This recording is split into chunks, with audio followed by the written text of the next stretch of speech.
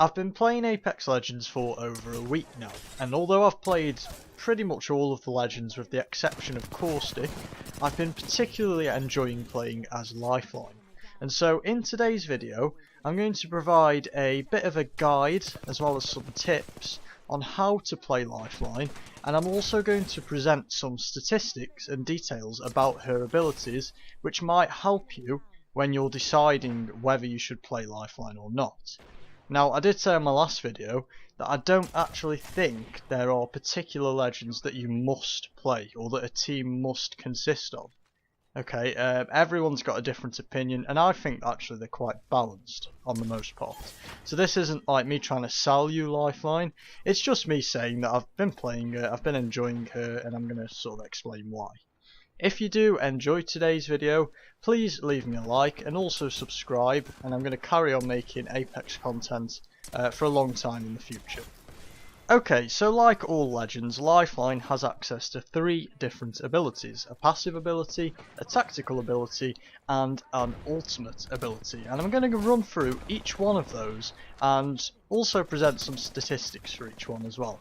Now, this is going to get quite in depth, and you might struggle to keep up with a lot of what I'm saying. So all of these statistics are going to be down in the description of today's video if you want to check that out after the video is finished. Okay, so Lifeline's passive ability allows her to revive teammates quicker, and it puts up a shield wall in front of her while she's reviving a teammate.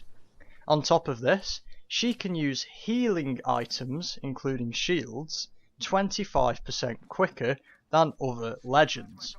I did some testing on the revive speed because although it does say she uses heals 25% quicker, it doesn't actually say how much quicker she revives.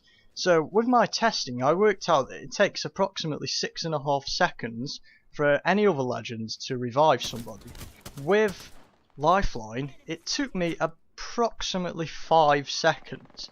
So roughly that would be about 25% less time, and that would make sense. So yeah, I think 25% less is probably an accurate figure. And also, she puts up that shield wall in front of her, which I'm going to discuss a little bit more later in the video. Okay, but just to move on to the fact that she can heal herself 25% quicker, I want to present you with a few statistics. So, first of all, a Syringe. It would usually take a legend 5 seconds, it would take Lifeline 3.75. It would take Lifeline 6 seconds to pop a Medkit compared to the normal 8 seconds. It would take her 2.25 seconds to pop a shield cell compared to 3 seconds.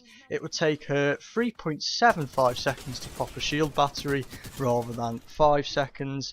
And it would take her 7.5 seconds to pop a Phoenix kit compared to the normal 10 seconds. And obviously this is mathematically true, that the longer it takes to pop a certain type of healing, like a Phoenix kit or a med kit, the more benefit that Lifeline actually gets, because with a Phoenix kit it takes 2.5 seconds quicker, and that has a massive impact in the middle of the game.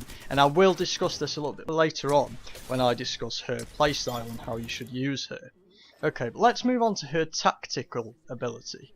So Lifeline has access to a dock drone, or a drone of compassion as it is called. This is useful because you don't have to waste any healing items, especially in the early parts of the game. If you take an early engagement and you know that the area is safe, it can be used to heal everybody in the squad, providing that they're at a fairly close proximity to the drone. The drawbacks of this though, it does take a while to heal, especially if you're quite low on health.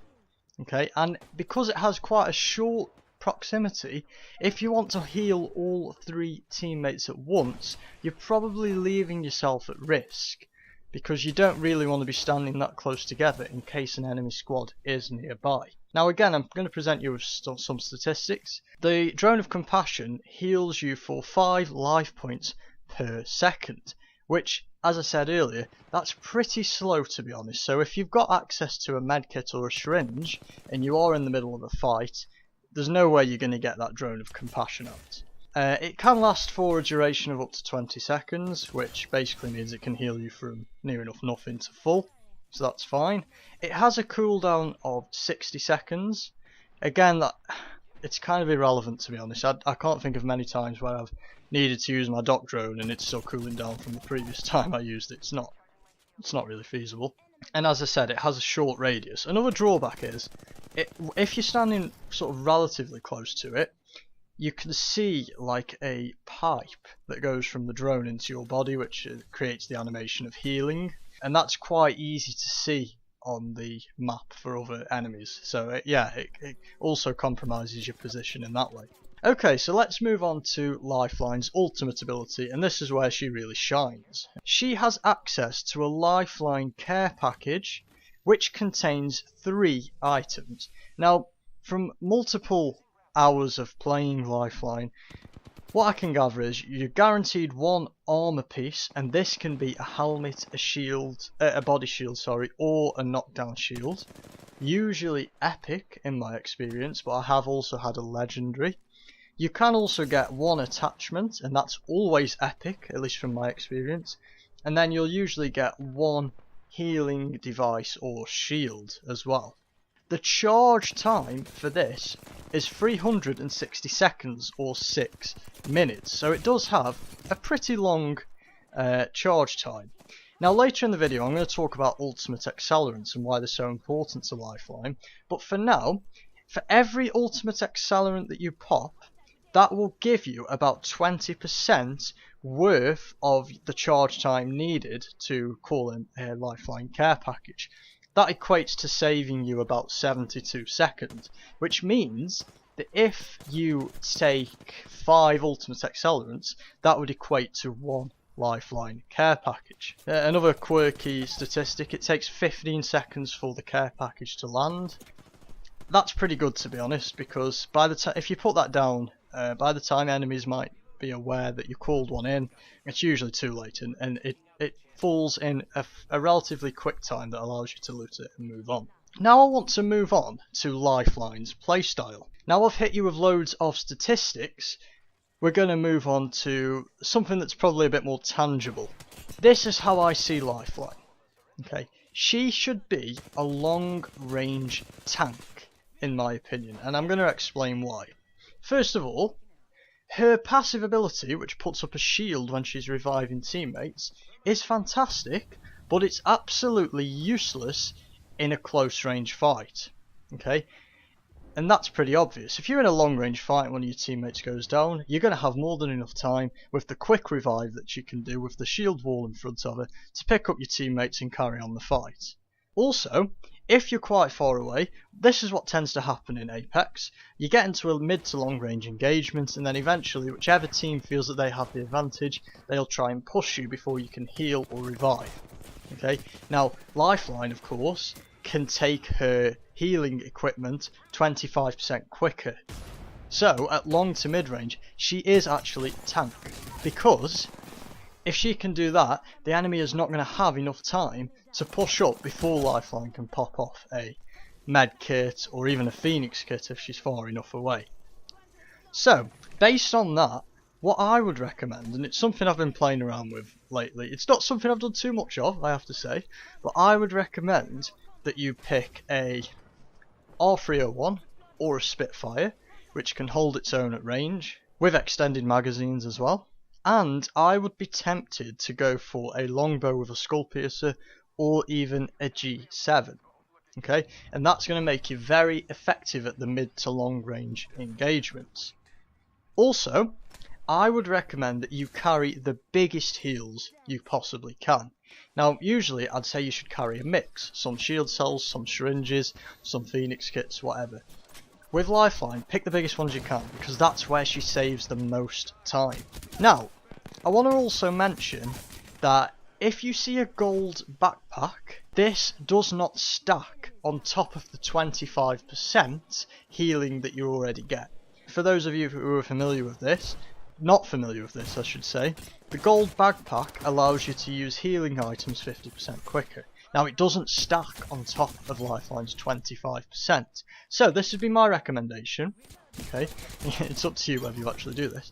If I saw a gold backpack and I was playing with friends, I'd let them take it if I was playing Lifeline, because then there's 2 members of the squad who can perform quick heals. Okay, 25% is still a lot. Now if you take the gold backpack, that just basically is a wasted opportunity in my eyes. So, the next part of Lifeline's playstyle that's really important, ultimate accelerants. You need to be taking these as much as possible. Your teammates need to be calling them out whenever they see them. Find one, take it straight away. You are aiming to call in as many care packages as you possibly can in one match. So you need to make sure you're always taking the ultimate accelerants. Don't let your teammates convince you that Bangalore would be better with it or Gibraltar. It has to be Lifeline, it has to be. Okay, so the next thing I want to mention is, and this kind of makes it tricky. I mean, I described Apex, sorry, not Apex. I described Lifeline as a tank earlier. And what's interesting is she's probably got one of the smallest hitboxes in the game, along with Wraith. And that makes her even more powerful in my eyes. Gibraltar, Caustic and Pathfinder all have pretty big hitboxes, but they don't have any more health. Lifeline has a small hitbox, so that means if you do get dragged into a short range engagement, which again I've told you to probably stay away from because it negates some of the passive abilities that she's got, then she's agile enough to be able to evade bullets better than most of the other legends as well. Okay, so in my eyes, I did say I wasn't going to sell Lifeline to you at the start of the video, but I think I kind of have, to be honest, the way I've pitched it. But in my eyes, she's a very, very powerful legend at this point. Another thing I want to say, for those of you who are struggling at the moment to find your favourite legends, maybe you're just starting out, Lifeline is going to help the team all the time. Her care packages are going to help the team. Her Dock Drone, whilst its use is pretty limited and I'd say it's her weakest ability, in some cases will help the team, and her passives are just unbelievable for helping you to stay alive and your team. Okay, that's going to do it for today's video. I hope you've enjoyed it and found it quite useful and revealing. As I said at the start, I'm going to include the statistics down in the description so that you can look at that yourself. I know some of you really enjoy those sorts of looking at statistics in detail, and I think it really shows off how impactful Lifeline's basic ability is. If you have enjoyed today's video, please leave me a like and also subscribe. If any of you want to see this sort of analysis of other legends, okay, please leave me a comment and let me know. It's something I've enjoyed doing, and I am going to be playing a lot more of other legends, so I'll probably be prepared to be able to do that.